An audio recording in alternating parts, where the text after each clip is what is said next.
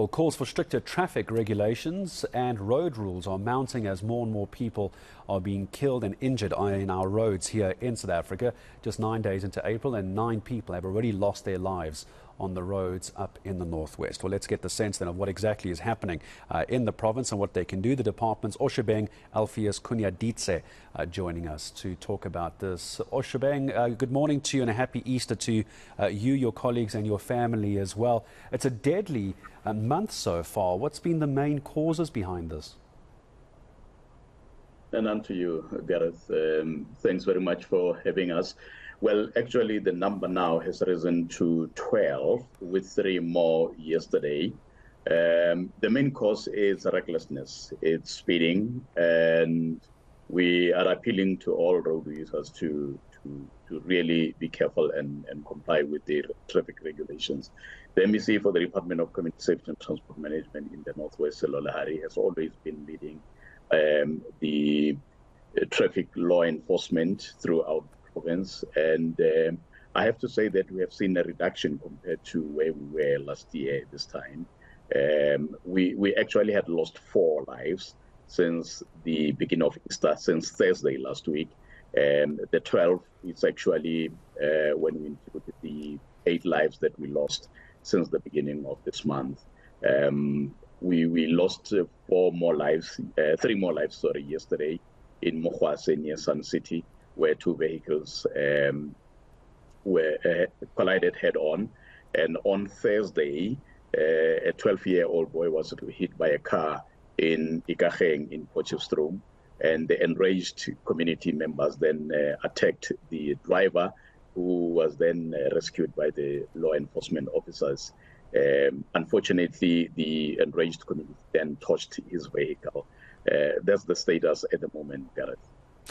What is the targets? What sort of numbers do we put down? When we talk about reducing road accidents, it's a fairly open-ended statement to make. I imagine there's targets that we're aiming for. Easter weekend would be a good time to talk about those targets. How do you get to a number that you want to reduce it by? Well, by Christmas, we had reduced the fatalities in the province by 21%. The MEC said if we could at least reach 25% reduction for Easter, given that it's a lower, or it's not as long as during the year-end festivities. This time we're talking about only about a week or so, whereas for the year-end festivities, for Christmas holidays, we're talking about almost 6 weeks. So the target is at least to reduce the road carnage by at least 25%.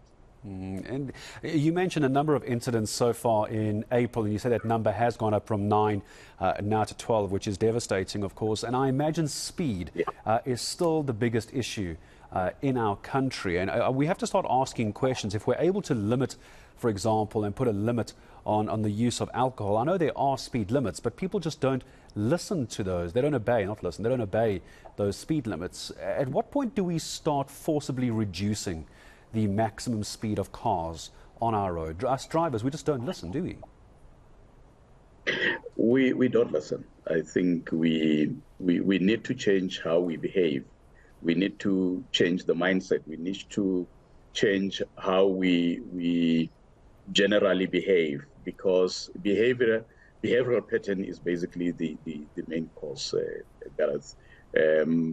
You know, what we are seeing especially in the province, is that you would expect people speeding on national roads, on long trips, but we're beginning to see a trend where even pedestrians are being hit by vehicles as late as 12 o'clock midnight, and most of them not sober.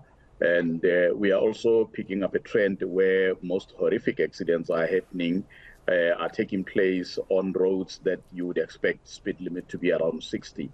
So until and unless we as the South Africans begin to comply with the road, the regulations, without being told to do so, if we as South Africans could begin to basically be disciplined without anybody enforcing discipline, because however traffic officials we can put on the road, as long as I as an individual do not want to change and comply, nothing will change. I could be given however many tickets, but if I don't want to comply, I wouldn't. Do we need stricter and tougher sentences for people who break the speed limit? I'm not just talking on national highways of 120. We're talking, as you were saying, with pedestrians being hit in built-up areas where the speed limit is 60, maybe 40, maybe even 80.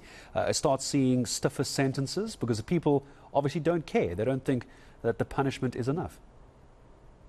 I think we do have stiffer sentences. Maybe how do we ensure that those are being complied with? That's another thing. But we do, however, issue those sentences. We do, however, ensure that those are being complied with.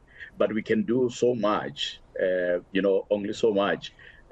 As I'm saying, maybe it's time that we have to try and find a way to talk to our inner selves to ensure that we comply with the regulations, not only in terms of speed limit, but generally as people, as a nation, as a society, as communities. How do we ensure that we do what is right and comply with whatever regulations are there? So yes, there are stiffer sentences. Yes, the officials are doing what they can to ensure that people comply. But at the same time, until we as the people change our behavioral pattern. I mean, if I know that I come from a liquid party, why do I want to drive? Why do I want to stay until very late and knowing that I have maybe 200-kilometer trip ahead of me? So at times, it's only us as people to change our behavior, and we can achieve and reduce the fatalities if we can only comply. It's all about complying, isn't it? That seems to be the tricky part, is to get humans to comply, to do anything. I'll leave this as a last question then to you. Long weekend, not over yet. Still today, of course, some consider this to be the big day, but tomorrow's a public holiday as well. Many people going back home or leaving your part of the country, Mahikeng. What's the plan for that? What can people expect as far as enforcement is concerned? The MEC for the department, MEC Lehari, has been leading all these joint law enforcement operations, Gareth, since almost 6 weeks now. And I think that's why, as much as we have lost some lives, but I believe that the reason why they are as low as they are now, without necessarily justifying those that might have succumbed to injuries, is that we have been ever present on the road. And even now, our road traffic officers, as well as the other law enforcement agencies, are out on the road to ensure that people comply.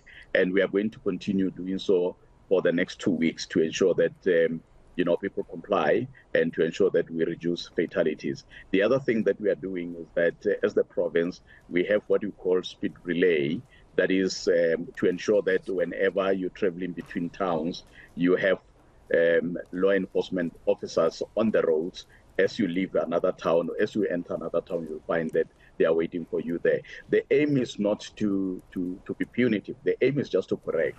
The aim is to ensure that people comply. The aim is just to try and encourage people that they have to, reduce speed to ensure that they arrive alive.